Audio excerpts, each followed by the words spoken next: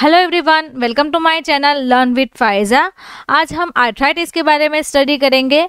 Arthritis या गठियावात, ये जो आर्थराइटिस है वो कहीं ना कहीं सबको होता है, बच्चे से लेकर बूढ़े तक सभी एज में ये आर्थराइटिस की प्रॉब्लम होती है। तो आज हम स्टडी करेंगे कि आर्थराइटिस की कौन कौन से टाइप है, कौन सी एज में कौन सा आर्थराइटिस होता है, आर्थराइटिस होने के कारण क्या है, सिम्टम्स क्या है जिससे कि हमें पता चलेगा कि ये आर्थराइटिस है। अगर आपको सूजन हो रही है, स्वेलिंग हो रहा है, जॉइंट्स पेन्स हो रही है, या फिर नी में पेन हो रहा है, या फिर एल्बो में पेन हो रहा है, तो ये जो सारी जॉइंट्स की प्रॉब्लम है वो एक आर्थराइटिस की प्रॉब्लम है जिसे हम आर्थराइटिस कहते हैं। तो चलिए स्टार्ट करते हैं। आज हम क्या सीखेंगे? Symptoms, causes, types of arthritis, diagnosis and treatment. तो आप लास्ट तक बने रहिए जिससे कि आपको ये जो सारे कंटेंट्स है उसके बारे में आपको पता चलेगा कि ये जो कंटेंट है हमें कब मेडिसिन लेनी चाहिए, कब डायग्नोसिस करवाना चाहिए, कौन से सिम्टम्स है, कॉजेस क्या है और कौन सी एज में कौन सा आर्थराइटिस हो सकता है। तो चलिए स्टार्ट करते हैं कि सबसे पहले हम देखें कि आर्थराइटिस है क्या। Arthritis means any disorder that affects your joints. जब भी आपको इन्फ्लेमेशन हो रहा है या फिर कोई इंजरी हुई है तो उस वहाँ पे वो जॉइंट्स का जो पार्ट है अगर वहाँ पे वो अफेक्ट कर रहा है तो आपको आर्थराइटिस हो सकता है। गठिया जोड़ों की सूजन व दर्द से जुड़ा हुआ रोग है ये, जिसको गठिया या संधिवात कहा जाता है। अगर हम सिम्टम्स के बारे में देखें कि कौन कौन से सिम्टम्स है जिससे कि हमें पता चल सकता है कि हमें आर्थराइटिस का प्रॉब्लम है। स्वेलिंग, अगर आपको कोई इन्फ्लेमेशन हुआ है या फिर कोई इंजरी हुई है वहाँ पे सूजन हो जाना, पेन होना, स्टिफनेस यानी कि जो मसल्स है, जो बोन्स है वो स्टिफ हो जाता है और प्रॉपर तरीके से मूवमेंट्स नहीं कर पाते हैं। Then redness, heat, fever. Heat means क्या है? अगर जॉइंट्स में यूरिक एसिड का लेवल इंक्रीज हो जाता है, ज़्यादातर मात्रा में यूरिक एसिड जो है वो सिक्रेट करता है तो उस एरिया पे हीट सेंसेशन फील होगा। तो ये जो सारे सिम्टम्स है वो आर्थराइटिस के सिम्टम्स है। देन कॉजेस, कौन कौन से कॉजेस है? एज रिलेटेड एक फैक्टर है कि बच्चे से लेकर बूढ़े तक सभी को ये आर्थराइटिस हो सकता है। स्मोकिंग में भी हो सकता है, ओबेसिटी, जिन genetical condition, immune system issues, weather changes and poor nutritions, ये जो सारे कॉजेस है उसके अकॉर्डिंग आर्थराइटिस हो सकता है। देन विटामिन डिफिशियंसी, अगर आपको विटामिन डिफिशियंसी है like vitamin K27, vitamin D3, calcitriol, ये जो मेन कोज है जो कि विटामिन D3 के कारण सबको कहीं ना कहीं आर्थराइटिस की प्रॉब्लम होती है। देन विटामिन B12, मिथाइलकोबालामाइन, अगर आपको उसकी भी डेफिशिएंसी है तो आर्थराइटिस हो सकता है। देन मिनरल डेफिशिएंसी कौन कौन सी है? कैल्शियम का और बोरॉन, ये जो डेफिशिएंसीज है उसके अकॉर्डिंग आर्थराइटिस हो सकता है। नाउ टाइप्स ऑफ आर्थराइटिस, कौन से आर्थराइटिस के टाइप्स हैं? तो फर्स्ट है osteoarthritis, then immune system inflammatory arthritis, third is gout. Gout को हम मेटाबॉलिक आर्थराइटिस कहते हैं। तो ये जो सारे टाइप्स है वो आज वन बाय वन हम स्टडी करेंगे। तो सबसे पहले सीखते हैं ऑस्टियोआर्थराइटिस। ऑस्टियोआर्थराइटिस जो है वो एक एज रिलेटेड प्रॉब्लम है। Then most common chronic arthritis है ये। Involves the breakdown of protective cushions of cartilage. अगर यहाँ पे हम देखें तो ये जो हमारा कार्टिलेज है ये रहा, ये जो कार्टिलेज का पूरा पोर्शन है वो उसे डैमेज कर देता है। अगर यहाँ पे लिखा हुआ है कार्टिलेज तो कार्टिलेज का ये जो पोर्शन है उसे ब्रेक डाउन करता है, स्मॉल अमाउंट में वो ब्रेक होता जाएगा। Surrounding the ends of the bones where two joints meet to form a joint. अगर हम देखें ये जो टू बोन्स है, ये अपर वाला बोन्स एंड ये लोअर बोन्स, ये दोनों बोन्स अगर ज्वाइंट हो रहे हैं तो वहाँ पे इन्फ्लेमेशन होगा, वहाँ पे जो कार्टिलेज है उसका ब्रेक डाउन होगा, तो उसे हम ऑस्टियोआर्थराइटिस कहते हैं। नाउ ये जो कार्टिलेज है वो ब्रेक डाउन होके कैसे दिखेंगे? Flaky and rough. यहाँ पे हम देखें तो ये फ्लैक्स दिख रही है, ये जो हम देख रहे हैं ये फ्लैक्स और ये रफ सरफेस हो गई है। It causes irritation and inflammation of the synovial membrane. अब साइनोवियल मेम्ब्रेन कहाँ है? ये जो आउटर सरफेस है वहाँ पे एक साइनोवियल कैविटी होती है जिसमें साइनोवियल फ्लूइड होता है, तो उसका जो मेम्ब्रेन है वहाँ पे इन्फ्लेमेशन होगा, जिसके अकॉर्डिंग आपको जॉइंट्स जो पेन हो रहा है वो होता है। It occurs most frequently in hands, हिप्स and नी। जो मेजर जो एरिया है वो कहाँ पे टारगेट करती है? हैंड्स, हिप्स एंड नी के एरिया में। Then wear and tear arthritis कहते हैं जिसे। डिजेनरेटिव जॉइंट्स डिजीजेस है ये। नाउ ऑटोइम्यून इन्फ्लेमेटरी आर्थराइटिस में अगर हम देखें तो यहाँ पे है र्यूमेटॉइड आर्थराइटिस जिसे हम आरए कहते हैं। It is a one type of immune system arthritis. ये जो ऑटो इम्यून आर्थराइटिस है, यानी कि ऑटो इम्यून क्या है, इम्यून सिस्टम क्या है? इम्यून सिस्टम जो है वो हमारी बॉडी को इन्फेक्शन के अगेंस्ट प्रोटेक्ट करती है और जो डिजीजेस हो रहे हैं उसके अगेंस्ट प्रोटेक्ट करती है। अब र्यूमेटॉइड आर्थराइटिस में क्या होगा कि हमारी जो इम्यून सिस्टम है वो हम पे ही हावी पड़ती है और जो वो हमारी बॉडी को प्रोटेक्ट नहीं कर पाती है। अगर वो प्रोटेक्ट नहीं करेगी तो हमें आरए होगा। RA means rheumatoid arthritis. तो यहाँ पे हम देखें inflammation in the joints can damage the cartilage. अगर यहाँ पे इन्फ्लेमेशन हो रहा है ये जो हेल्दी है, हेल्दी जॉइंट्स में अगर हम देखें तो ये जो साइनोवियल मेम्ब्रेन है एंड कार्टिलेज है, ये जो पूरा कैप्सूल है, जॉइंट कैप्सूल, ये पूरा जो पोर्शन है वो जॉइंट कैप्सूल का पोर्शन है, वो एकदम हेल्दी है। अगर यहाँ पे हम देखें तो बोन इरोजन हो गया है ना, यहाँ पे जो देखो इसका शेप चेंज हो रहा है। देन ये जो कैविटी है उसमें भी हमें सूजन दिख रही है। तो उस कंडीशन में जो डिफॉर्मिटीज हो रही है, डिस्ट्रक्शंस हो रहा है जॉइंट्स में, उसे हम आरए कहते हैं।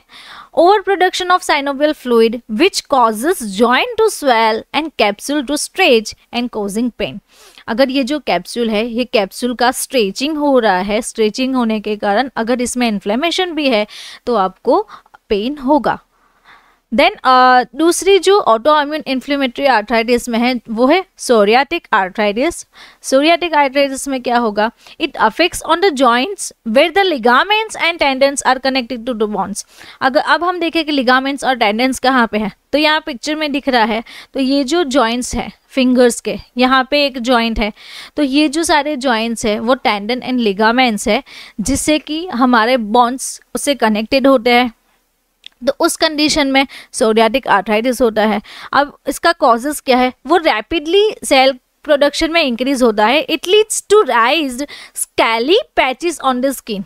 अब सोरियासिस हमें पता है कि सोरियासिस में क्या होता है, स्किन के जो आउटर सरफेस है वहाँ पे फ्लैकी और स्कैली पैचेस दिख रहे हैं, वाइट वाइट पैचेस हमें दिखते हैं। तो इसी कंडीशन में जब जॉइंट्स पेन हो रहा है, लिगामेंट्स को वो अफेक्ट करेगा, उस लिगामेंट्स पे उस टेंडन्स के एरिया पे वहाँ पे पैचेस आने स्टार्ट हो जाएंगे और उसका रैपिडली ग्रोथ होगा। देन जुवेनाइल आर्थराइटिस, वो भी एक ऑटो इम्यून इन्फ्लेमेटरी आर्थराइटिस है। जुवेनाइल यानी कि चिल्ड्रन में जो आर्थराइटिस होता है उसे हम जुवेनाइल आर्थराइटिस कहते हैं। It is also known as paediatric rheumatoid arthritis और चाइल्डहुड आर्थराइटिस। जो बचपन से ही आर्थराइटिस बच्चों को रहता है, जॉइंट्स की प्रॉब्लम्स रहती है, उसे जुवेनाइल आर्थराइटिस कहते हैं। The most common type of juvenile arthritis is juvenile idiopathic arthritis। जो सबसे कॉमन है वो बच्चों में जो होता है आर्थराइटिस उसे हम जुवेनाइल आइडियोपैथिक आर्थराइटिस कहते हैं। Now gout is a metabolic arthritis. Gout में क्या होगा कि यूरिक एसिड के जो क्रिस्टल है उसका ओवर। तो अब हम यहाँ पे देख रहे हैं कि यहाँ पे ये जो यूरिक एसिड के क्रिस्टल्स है वो ओवर प्रोडक्ट हो रहे हैं। तो causes is pain and swelling in joints. Then this is the inflammatory type of arthritis जिसकी joints में inflammation हो रहा है, causes of uric acid crystals that form in around the joints। अगर यहाँ पे हम देख रहे हैं तो ये जो 2 joints है 1 and 2, वहाँ पे ओवर प्रोडक्शन हो रहा है यूरिक एसिड का। तो इस कंडीशन में गाउट आर्थराइटिस होता है, गाउट का डिजीजेस होता है। देन अब डायग्नोसिस के बारे में देखें कि उसकी डायग्नोसिस हम कैसे कर सकते हैं। सीबीसी काउंट करवाना पड़ता है, एक्सरे से पता चलेगा, मैग्नेटिक रेजोनेंस इमेजिंग जिसके हम एमआरआई कहते हैं, then ultrasound, then arthroscopy and computerised tomography scan, जिसे हम सीटी स्कैन कहते हैं। तो ये जो सारे डायग्नोसिस है वो करवाना पड़ता है, जिससे कि हमें पता चलेगा कि आपको आर्थराइटिस की प्रॉब्लम है या नहीं है। देन ट्रीटमेंट, कौन कौन सी ट्रीटमेंट लेनी पड़ती है, कैसे ये जो आर्थराइटिस का डिजीज है, डिसऑर्डर्स है, उसे हम सॉल्व कर सकते हैं। तो पेन किलर्स ले सकते हैं, एंटी इन्फ्लेमेटरी ड्रग्स है, एंटी गाउट ड्रग्स है, एंटी रूमेटॉइड ड्रग्स है, herbal medicines, supplements for vitamin and mineral deficiencies. तो ये जो सारी ट्रीटमेंट है वो हम ले सकते हैं। अब पेन किलर्स है, तो पेन किलर्स में इन्फ्लेमेटरी ड्रग्स आती है। तो कौन कौन सी पेन किलर्स है? डाइक्लोफेनाक, एसिक्लोफेनाक, सेलेकॉक्सिब और इट्रिकॉक्सिब, इटोडोलेक, पैरासीटामोल, किटोरोलेक, पायरोक्सिकैम। तो ये जो सारी ड्रग्स है वो पेन किलर्स है, यानी कि एंटी इन्फ्लेमेटरी ड्रग्स, तो ये आप ले सकते हैं। नाउ एंटी गाउट जो ड्रग्स है उसमें आएगी एलोप्रिनॉल, कॉल्चिसिन, फेब्यूक्सोस्टेट, लेसिन्यूरेड, पेग्लूटिकेज, प्रोबेनेसिड एंड बेंजब्रोमेरॉन। ये जो सारी ड्रग्स है वो एंटी गाउट की ड्रग्स है। Now disease modifying anti rheumatic drugs, जो रूमेटिक जो आर्थराइटिस में जो ड्रग्स लेते हैं वो कौन कौन सी है? एंटी रूमेटिक ड्रग्स है सल्फाजालिन, देन मेथोट्रेक्सेट, इंजेक्टेबल गोल्ड और ओरल गोल्ड, जो कि माइक्रो और नैनो इमल्शंस में है, इंजेक्शंस में अवेलेबल्स है। Then penicillamine, azathioprine and chloroquine. जो ये जो सारी ड्रग्स है वो रूमेटॉइड ड्रग्स है। नाउ मार्केटेड जो प्रोडक्ट है वो रुमालिया फूड नाम की हिमालय की एक प्रोडक्ट आती है जो कि हर्बल मेडिसिन है।